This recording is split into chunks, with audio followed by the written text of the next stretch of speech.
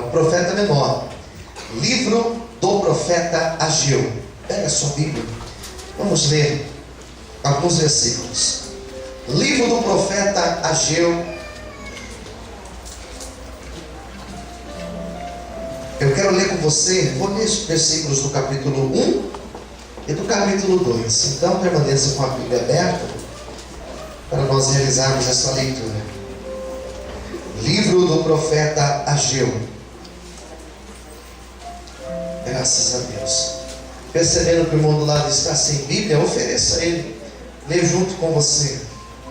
Mas não deixe o seu irmão ficar sem acompanhar a leitura do texto sagrado. Quantos aqui precisam ouvir a voz do Senhor? Digam amém. Amém. Ótimo. Então, você veio no lugar certo. Ageu, capítulo 1. Eu quero ler a partir do versículo 1.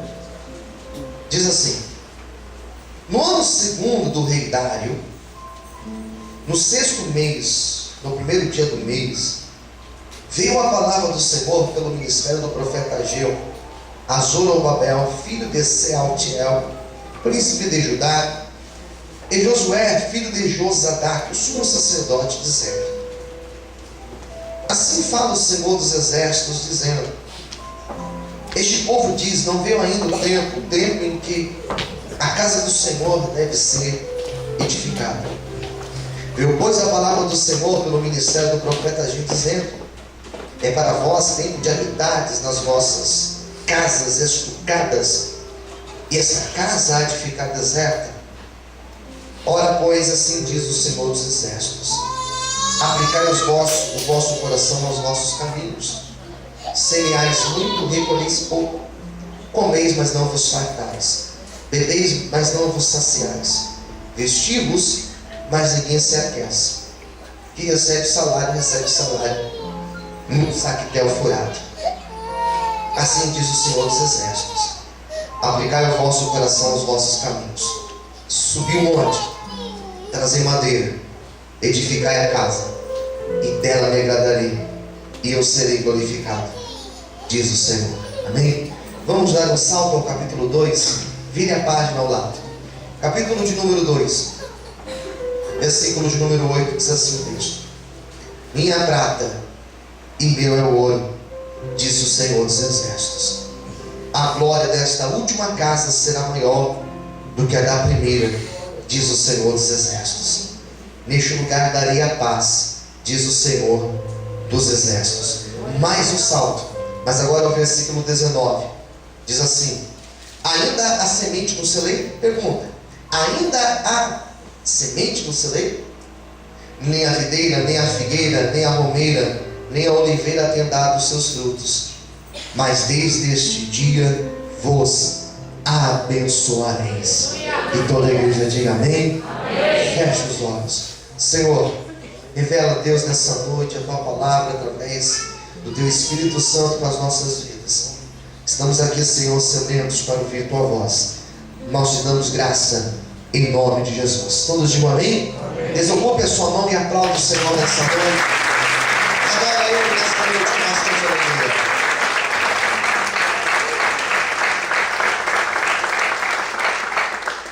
O profeta Ageu, o profeta, homem de Deus, viveu na época de um outro profeta também muito usado, Zacarias.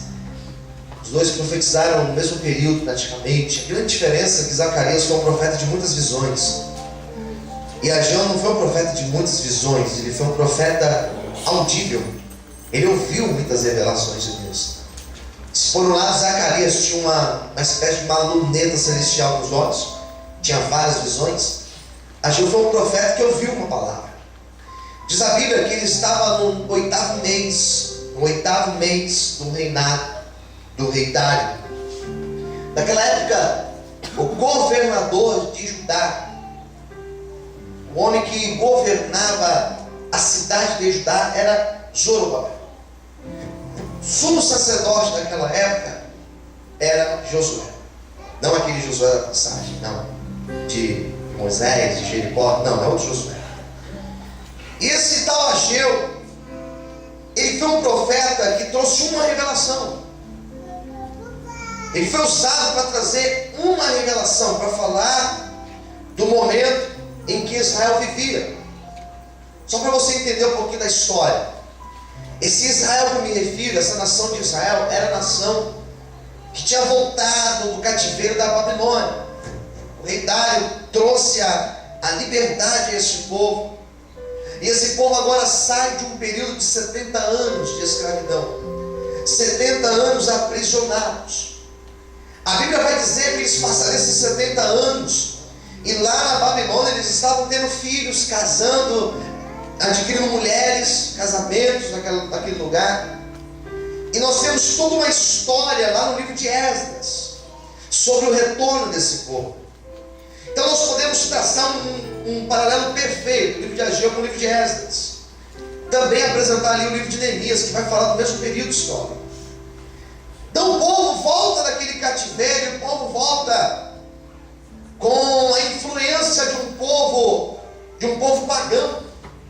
Eles voltam do cativeiro com a influência daquela nação da Babilônia. Porém Esdras começa a ser usado por Deus para promover uma reconstrução, e não somente uma reconstrução espiritual, ou melhor, uma reconstrução do templo e da cidade, mas ele traz uma reconstrução, uma restauração espiritual para este povo. Então você lê Neemias, por exemplo, e você vai ver o trabalho que Neemias teve que desenvolver para reconstruir a cidade, os muros. E quando você lê Esdras, o capítulo 1 principalmente, você vai ver Esdras preocupado com o templo, porque o templo era importante para a nação de Israel. O templo ele servia como uma base de equilíbrio. O templo era importante porque o templo fala do lugar do encontro com Deus. O templo fala do lugar onde nós sacrificamos para Deus. A imagem do templo é uma imagem importante, porque é dentro do templo que nós temos a condição, também dentro do templo, é onde nós temos a condição de ouvir a ministração da palavra, sermos ministrados pelo Senhor e termos a nossa vida transformada pelo poder dessa palavra. Quem entendeu, diga amém. Daí vem a importância de você vir para o culto, de você participar de uma reunião como esta. Então Esdras fala sobre isso. Então você observa no capítulo 1 de Esdras, o povo entusiasmado, o povo disposto a recomeçar, a reconstruir o templo.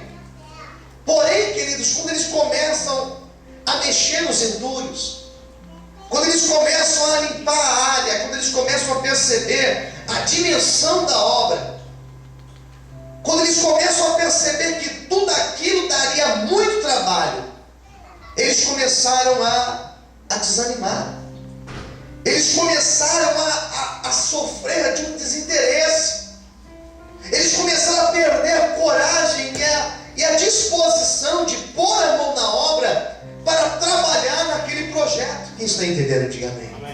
Quando eles começaram a perceber a dificuldade, quando eles começaram a ver aqueles muros, ou melhor, aquelas paredes derrubadas, quando eles começaram a perceber aquele altar destruído, eles começaram a fazer contas. Eles começaram a buscar nos arquivos da história como que era o templo. Era um templo, irmãos, que as madeiras da parede eram madeiras de cedro do Líbano, revestidas de ouro. Era um templo com dimensões gigantescas. Era um templo que tinha toda uma construção, uma arquitetura tremenda.